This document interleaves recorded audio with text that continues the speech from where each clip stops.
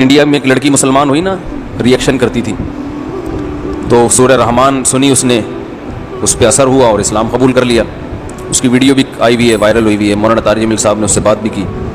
اس پہ بہت سے لوگوں کا اعتراض بھی ہوا کہ مولانا طارق جمیل صاحب ایک لڑکی سے بات کیوں کر رہے ہیں. تو صحیح، تو لڑکی کو تبلیغ کرنے کے لیے کس کو بھیجیں آپ بتاؤ بھائی. وہ بہن بیٹی بنا کے بیچارے اس سے بات کر رہے ہیں نظر بہت ہی حیا کے ساتھ. تو اتنا زیادہ دین کو مشکل نہیں بنانا چاہیے.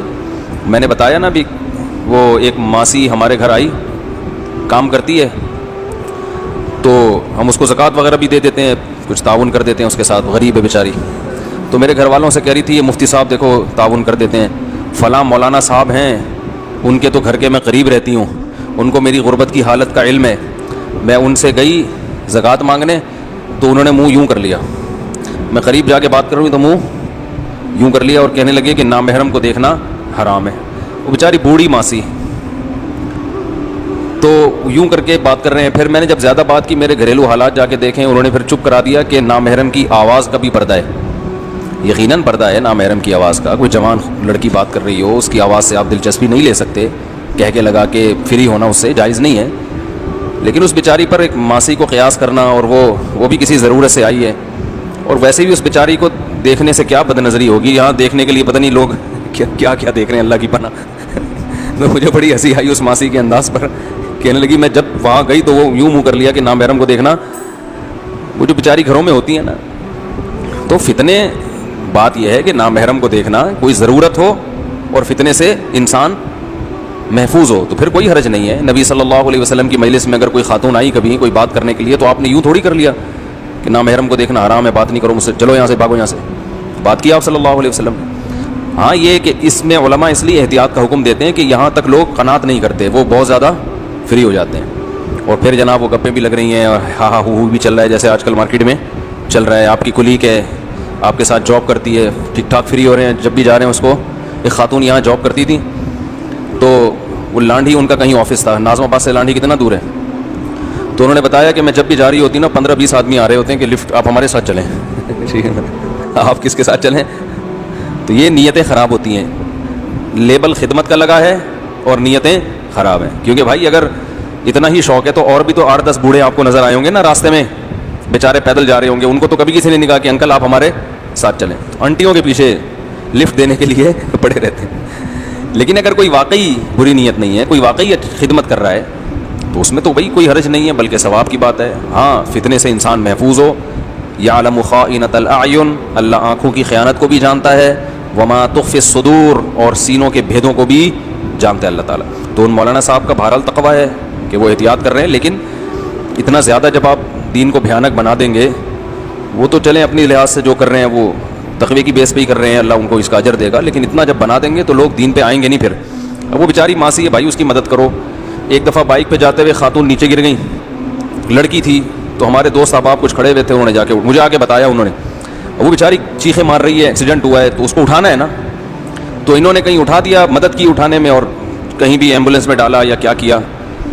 اب آ کے کہہ رہے ہیں کہ میں نے کسی کو بتایا، کسی مولانا صاحب کو، تو انہوں نے کہا نامحرم کو آپ نے ہاتھ کیوں لگایا. تو میں نے کہا وہ بیچاری کو وہاں تڑپنے دیں، پتہ چلا کوئی دوسرا ٹرک آ کے نامحرم کو کچلتا ہوا چلا جائے، روڈ پہ اس کو تڑپنے دیں، تو نامحرم کو کچلنے کا گناہ نہیں ہوگا. تو ایسی ضرورت میں میرے بھائی احتیاط کے ساتھ اپنی بہن سمجھ کے اس کی مدد کرنی چاہیے. تو بہرحال میں یہ آیتیں کہ آپ کہاں سے کہاں پر چلی جاتی ہے. تو نبی صلی اللہ علیہ وسلم کے ہاتھ نے کبھی کچھ لکھا نہیں. اللہ فرماتے ہیں تو رائٹر نہیں ہے. اچانک ایک ایسی کتاب جس سے لوگوں کے دل تبدیل ہو گئے. حضرت عمر بن خطاب جیسا سخت دل کیسے پگھل گئے وہ قرآن کی آیتیں سن کے. اور واقعی ایسا ہی ہوتا ہے. تو وہ ہندو لڑکی مسلمان ہوئی، ماشاءاللہ، اللہ تعالیٰ اس کے اسلام کو قبول کرے. تو اگر مولانا طارق جمیل صاحب اس کو اپریشیٹ نہ کرتے، فون کر کے تو نامحرم ہو، صحیح جیسے سناتے اس کو ٹھیک ٹھاک ہو، کہتی بھائی ہم واپس جا رہے ہیں. تو آہستہ آہستہ تمیز سے، آرام آرام سے سمجھایا جاتا ہے، اسٹیپ بائی اسٹیپ. دیکھو نبی صلی اللہ علیہ وسلم کی خدمت میں ایک شاعر آئے. آپ صلی اللہ علیہ وسلم نے جب مکہ فتح کیا نا، تو آپ نے حکم دیا تھا بعض اسلام دشمنوں کا نام لے کے حکم دیا تھا کہ ان کو جہاں پاؤ قتل کر دو. اصل تو یہ تھا کہ فتح مکہ میں آپ نے سب کو معاف کر دیا، بڑے بڑے ظالم تھے جنہوں نے ظلم کیا, آپ کو مکہ سے نکالا. آپ نے عمومی معافی کا اعلان کر دیا کہ میں وہی کہوں گا جو یوسف نے اپنے بھائیوں سے کہا تھا, لا تثریب علیکم اليوم, سب معاف. لیکن کچھ ایسے تھے کہ ان کے بارے میں نبی نے کہا تھا یہ معافی نہیں ہے. ان میں ایک تھے کعب ابن زہیر. یہ نبی کے شان میں نبی کے خلاف حجو کرتے تھے, شاعری کرتے تھے رسول اللہ صلی اللہ علیہ وسلم کے خلاف. شاعری میں بڑی جان رکھی ہے اللہ نے. شاعر اپنے کلام کو بہت اچھے مقصد کے لیے بھی استعمال کر سکتا ہے, بہت خراب بھی استعمال کر سکتا ہے. تو وہ نبی نے ان کے بارے میں بھی حکم دیا تھا جہاں پاؤ قتل کر دو. تو یہ بھی فرار ہو گئے. تو بالآخر ان کو خیال ہوا کہ میں فرار ہو کے کہاں جاؤں گا. تو یہ چھپتے چھپتے مکہ میں آئے اور حضرت ابو بکر سے جا کے ملے اور کہنے لگے مجھے کسی طرح نبی کی مجلس میں لے جاؤ, میں اسلام قبول کرنا چاہتا ہوں. تو وہ سفارشی بن کے ان کو لے آئے. اب ان کو پتا تھا کہ میں نے ہمیشہ نبی کی شان میں شاعری کے ذریعے گستاخی کی ہے, تو اب اس کی تلافی ایسے ہی ہو سکتی ہے کہ میں نبی کی شان میں اشعار کہوں.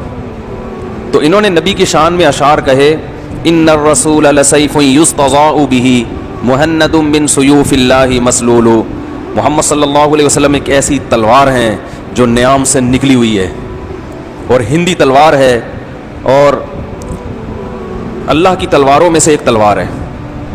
یعنی یہ بتانا چاہ رہے تھے کہ ایک ایسی تلوار ہے اللہ کی تلوار کہ دیکھو اب تک میں اسلام قبول نہیں کیا میں نے, لیکن آج میں بھی مجبور ہو کر اسلام کے حلقے میں داخل ہو رہا ہوں. ایسی پاورفل تلوار اللہ نے آپ کو بنایا ہے. یہ بڑی عظمت تھی اسلام کی کہ بھائی ساری زندگی ہم مقابلہ کرتے رہے مگر آج ہم نے بھی ہتھیار ڈال دیں. تو آپ ایسی اللہ کی تلواروں میں سے ایک تلوار ہیں. نبی کے دونوں پہلو ہیں. ایک آپ کے اخلاق کریمہ ہیں کہ کبھی چیختے چلاتے نہیں تھے, بازاروں میں شور و شغب نہیں تھا, ایسے پیارے اخلاق. لیکن ایک طرف آپ کا پہلو کیا ہے, آپ ایک جنگ کے کمانڈر بھی ہیں, لڑائیاں لڑی ہیں آپ نے. اور مکہ جب فتح ہوا تو آپ صلی اللہ علیہ وسلم نے لوہے کی زرہ پہنی ہوئی ہے. آج یا تو اتنے میٹھے بنتے ہیں کہ دل کرتا ہے کہ اس کو چائے میں ڈبو کے کھا جاؤ, اتنے میٹھے, اتنے نرم ملائم. سخت بنتے ہیں تو اتنے کہ دل چاہتا ہے اس کو تھوک دو. تو دونوں پہلو ہونے چاہیے بھائی, سختی کے موقع پہ سختی, نرمی کے موقع پہ